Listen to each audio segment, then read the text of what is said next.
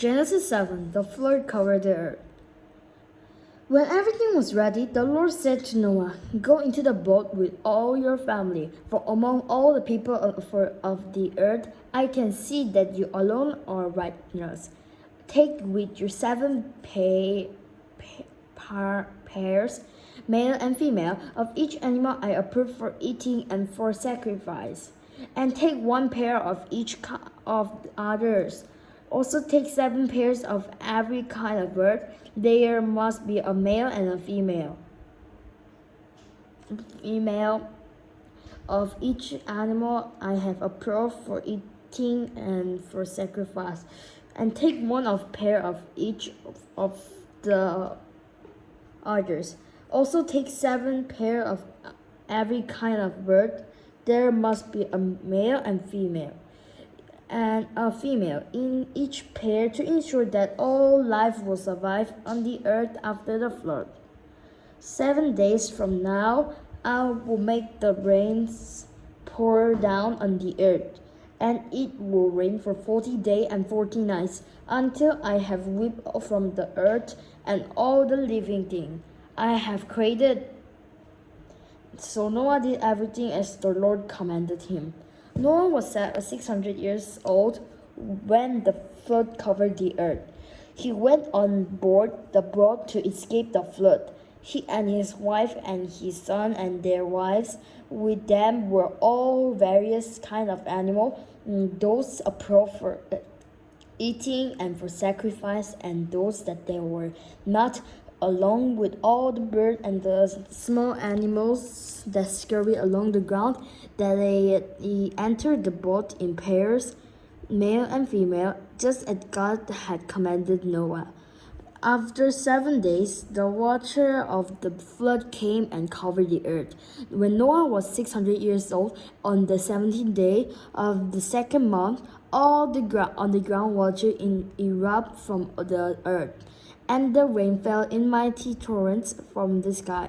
The rain continued to fall for 40 days and 40 nights. That very day, Noah had gone into the boat with his wife and his son Shem, Ham, and Japheth, and their wives. With them in the boat were a pair of each kind of animal, domestic and wild, large and small, among with birds of every kind. 2 by 2 they came into the boat, representing every living thing that breathed. A male and female of each kind entered, just as God had commanded Noah. Then the Lord closed the door behind them. For 40 days, the flood waters grew deeper, covering the ground and lifting the boat high above the earth. As the water rose higher and higher above the ground, the boat floated safely on the surface. Finally, the water covered even the highest mountain on the earth, rising more than 22 feet above the highest peak. All the living things on earth died: bird, domestic animal, wild animal, small animals that scurry along the ground, and all the people, everything that God breathed and lived on dry land died. God whip out every living thing on earth: people, livestock, small animals that scurry along the ground, and the bird of the sky.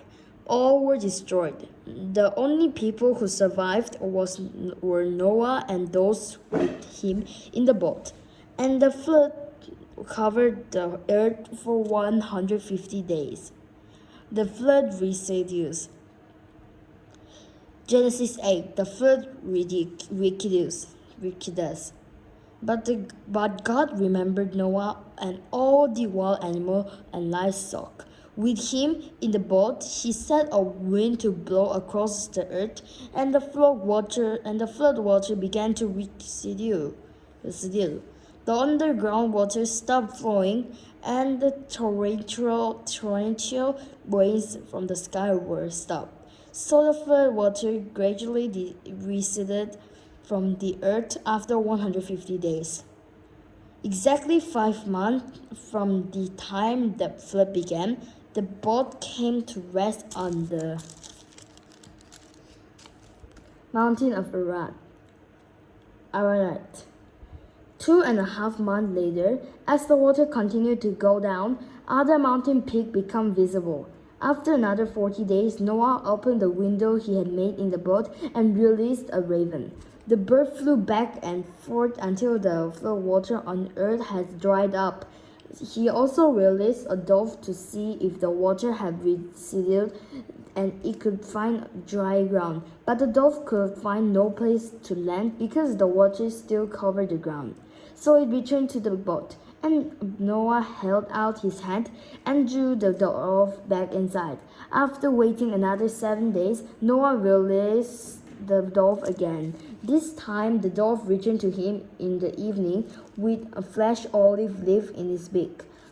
Then Noah knew that the flood waters were almost gone.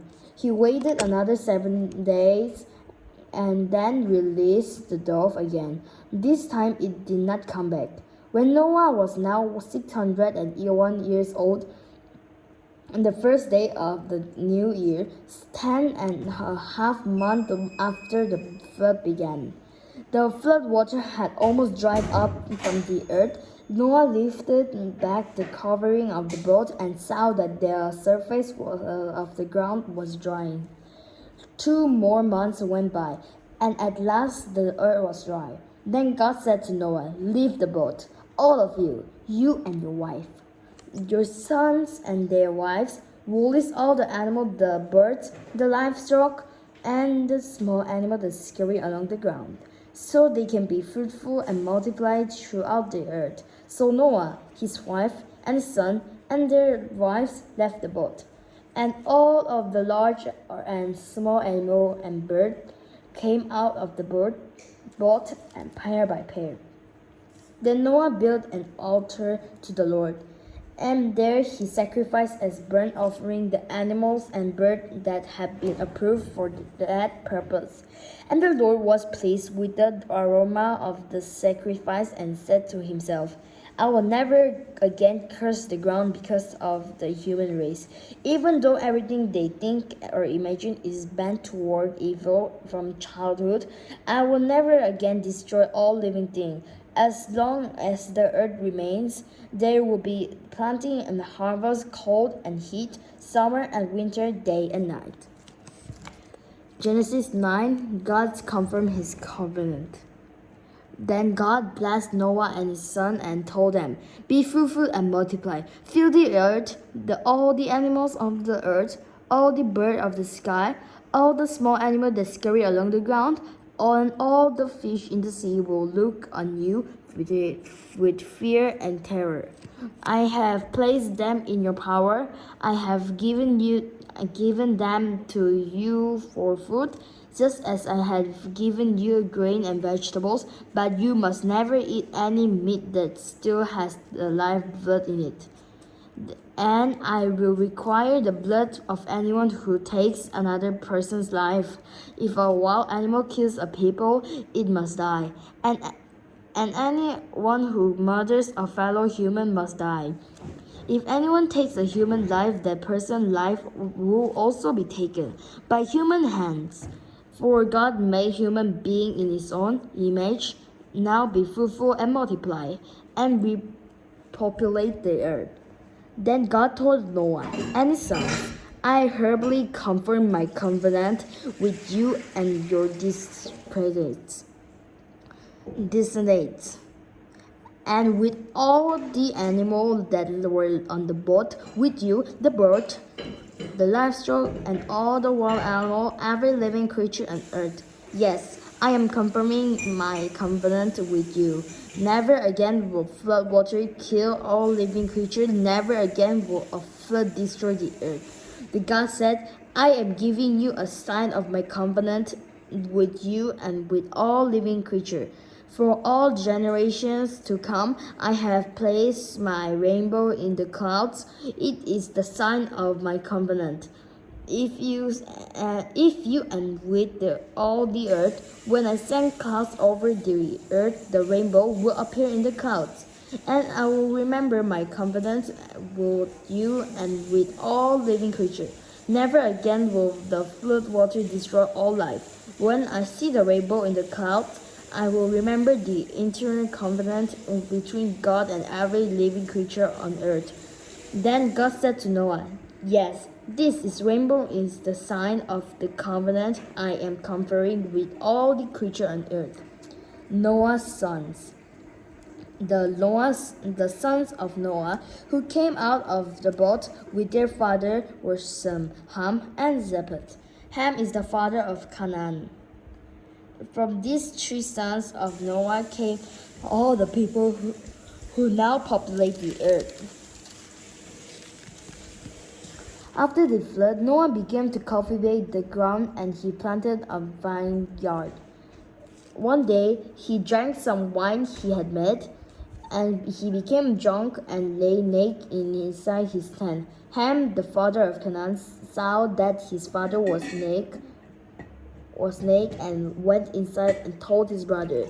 Then Shem and Japheth took a rope, held it over their shoulders, and back into the tent to cover their father. As they did this, they looked at the other way so they would not see him naked.